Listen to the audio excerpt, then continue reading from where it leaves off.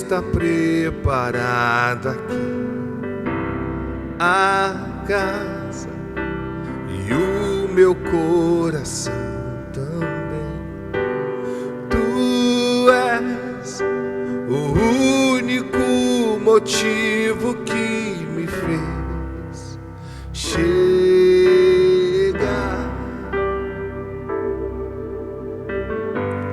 Os filhos já estão chegando aqui.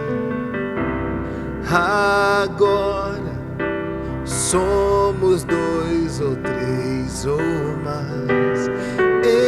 Encontre meu coração disposto a queimar por ti. Todos os versos e canções que eu conseguir cantar, todas as vezes quebrantado, só quero te falar que teu é o reino, a glória pra sempre. Teu é o domínio e o poder. Amém, amém. Que teu é o reino, a glória pra sempre. Teu é o domínio e o poder. Amém, amém.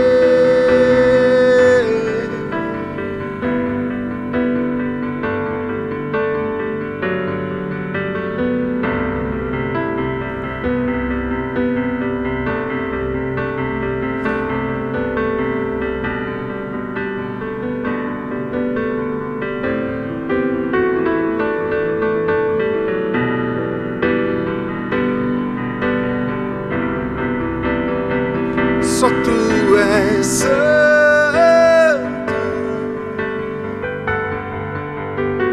só tu és santo.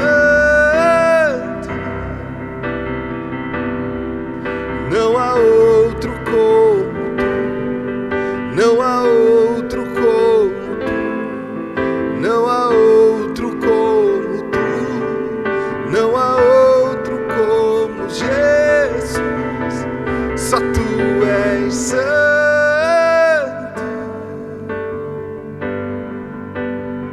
só tu és santo. Não há outro como tu, não há outro como tu, não há outro como tu, não há outro como Jesus. Só tu és santo,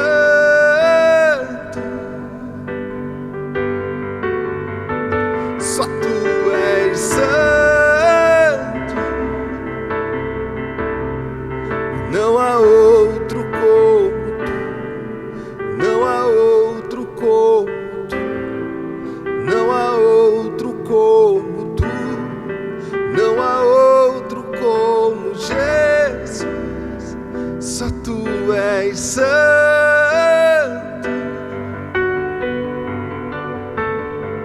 só tu és santo. Não há outro como tu, não há outro como tu, não há outro como tu, não há outro como Jesus.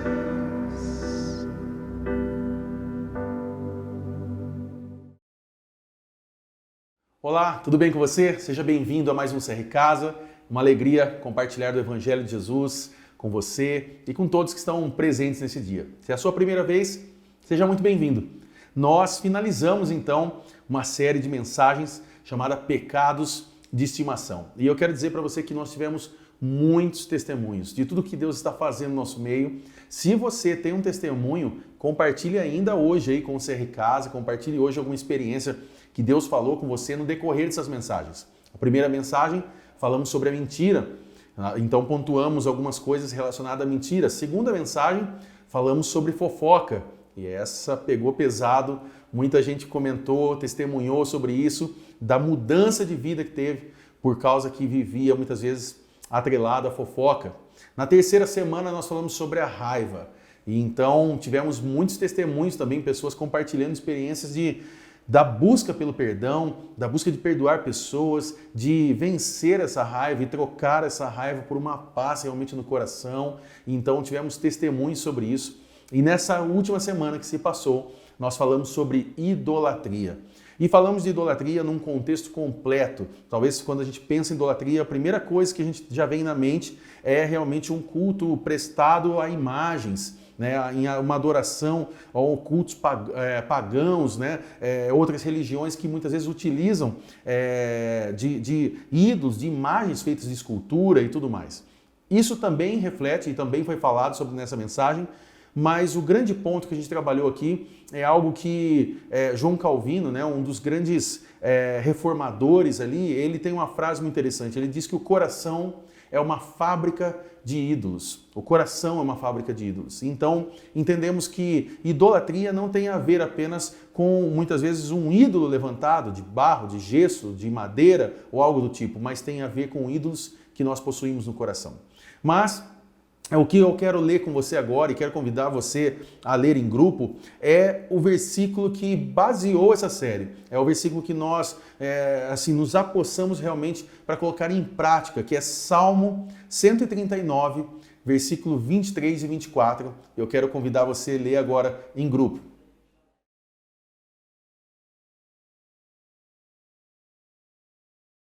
Bom, o que nós falamos aqui nessa mensagem, nós estamos falando que ao sondarmos o nosso coração com as lentes da Escritura, olhando através do Evangelho, nós percebemos que toda idolatria no coração, ela é promovida por três fatores aqui. O primeiro deles é a compaixão por si próprio, que é o que nós chamamos de autocomiseração.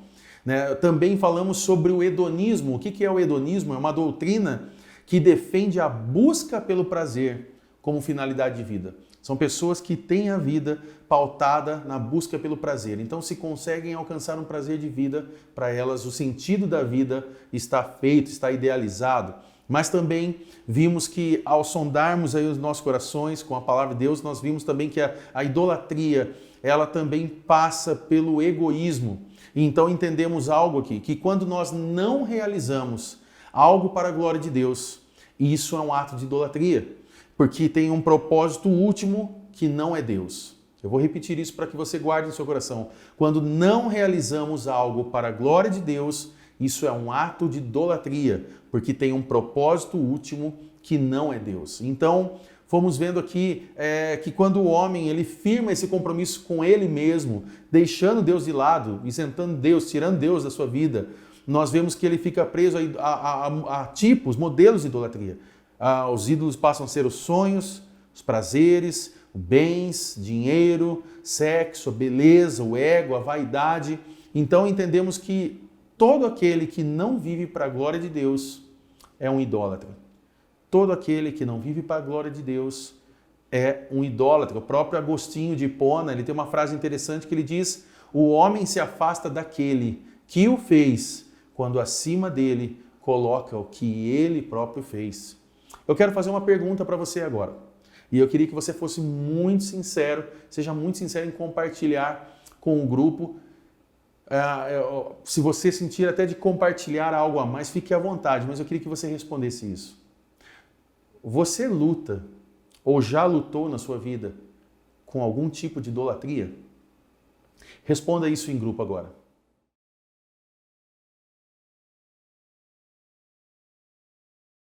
Então, dentro aqui desse contexto, e eu sei que quando nós falamos de idolatria, podemos passar por diversas situações aqui. Nós estamos falando aqui do nosso ego, nós estamos falando da vaidade, do sexo, do dinheiro, de tantas coisas.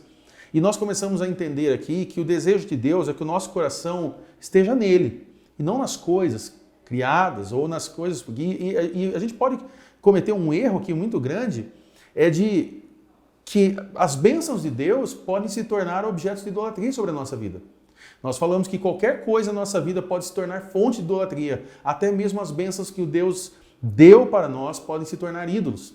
Quantas pessoas, por exemplo, quando recebem a bênção de Deus de possuir um carro, colocam o carro como algo importante, se torna um ídolo. Quantas pessoas que, quando conseguem a bênção de ter um filho, ao invés de colocar esse filho como uma flecha a ser lançada com destino profético para poder marcar vidas, para poder abençoar pessoas, esse filho se torna o rei, ou como já falamos em outra série, o reizinho. Ele se torna algo tão especial que o filho começa a tomar conta de tudo. Quantas e quantas coisas, recursos, casas, bens, se tornam ídolos no nosso coração. Então, compartilhamos um pouco sobre isso, que o desejo de Deus é que a gente possa desfrutar das bênçãos dele com temor. Nós devemos sondar, então, aqui as motivações do nosso coração. Então, ao olhar tudo isso, nós fizemos uma reflexão, que nós percebemos que muitas das vezes, ou se não em todas as vezes, existe uma amarra da idolatria nos dias atuais. Trabalhando na ideia do sexo, do poder e do dinheiro, nós refletimos um pouco sobre como as indústrias atuais investem em propaganda e marketing. E pode perceber que sempre há esses três pilares: o sexo, o dinheiro e o poder. E então, vimos aqui que muitas das estratégias de marketing feitas nos dias atuais se baseiam em cima disso, o que traz daí a ideia da idolatria, né? Nós falamos que o apóstolo Paulo, ele diz que o amor ao dinheiro é a raiz de todos os males. Então, vemos que como o dinheiro afeta as pessoas. Eu não sei se você é alguém que já brigou ou dormiu muito pouco por causa de dinheiro. Mas eu quero pôr essa pergunta agora aqui, falando sobre isso. Você é alguém que já teve dificuldade de dormir por causa da sua vida financeira? Responda isso agora e fique à vontade em compartilhar experiências em relação a isso.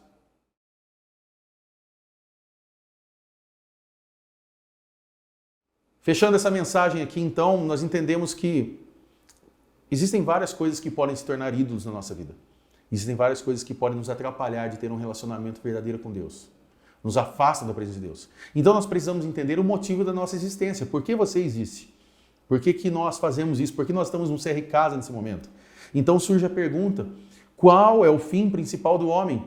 Qual é o fim principal do ser humano? Então entendemos isso, que o fim principal do homem é glorificar a Deus e se alegrar nele para sempre.